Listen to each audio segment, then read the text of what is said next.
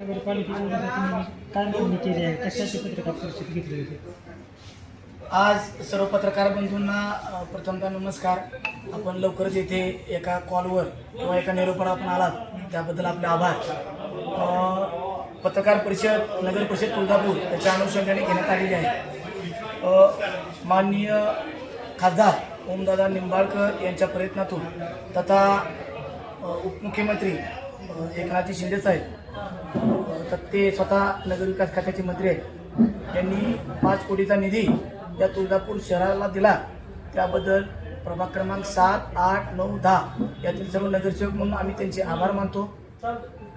या जा 5 कोटीचा निधी माननीय नगरविकास मंत्री यांनी बांधकाम विभागाला जो वर केलेला आहे याच्यावर हे नगर परिषदेचे सत्ताधारी नगराध्यक्ष आणि नगरसेवक राजकारण करून हा निधी परत पाठवण्याचा त्यांनी बहुतेक ध्यास घेतला आहे. कारण 10 तारखेला झालेल्या विशेष सर्वसाधारण सभेमध्ये त्यांनी ठराव मांडला आणि 7 जुलै रोजीच त्यांनी हे आम्ही जे 28 कामे मंजूर करून आणलेली आहे त्या 28 कामे नप फंडातून करणार असा त्यांनी ध्यास घेतला आणि TS सँक्शनसाठी त्यांनी वरच्या विभागाला पाठवले आहे.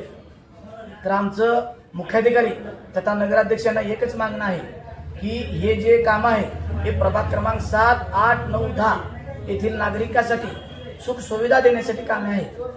गेली 10 ते 15 वर्ष झालं या प्रभागामध्ये कामे झालेली नाही.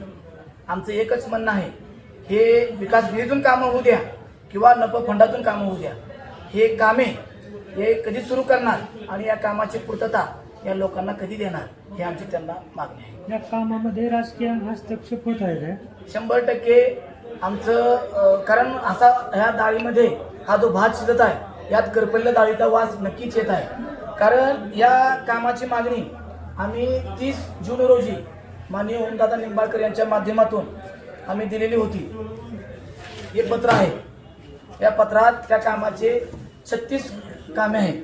ही 36 कामाची मागणी केलेली आहे. जसेच्या तसे यातले 28 कामाची तरतूद निधीअभावी नगरविकास खात्याने 9 कोटीऐवजी 5 कोटी रुपये मंजूर करून त्या कामाचे नावे टाकून बांधकाम विभागाला ते देण्यात आलेले आहे. परंतु 30 जून रोजी दिलेले आहे. त्यांनी आपल्या 7 जुलै रोजी मीटिंग घेतली आणि TS सँक्शनला पाठवलं असं पत्रामध्ये दाखवलेलं आहे. आता नगराध्यक्षांनी लेखी द्यावी लागेल किंवा या कामाची सुरुवात कधी करणार आणि हा निधी आलेला वापस जाऊ नये ही आमची अपेक्षा आहे. जर या 15 दिवसात त्यांनी नाही दिलं तर याच्या पुढील आंदोलन उपोषण थोडं प्रमाणात करू.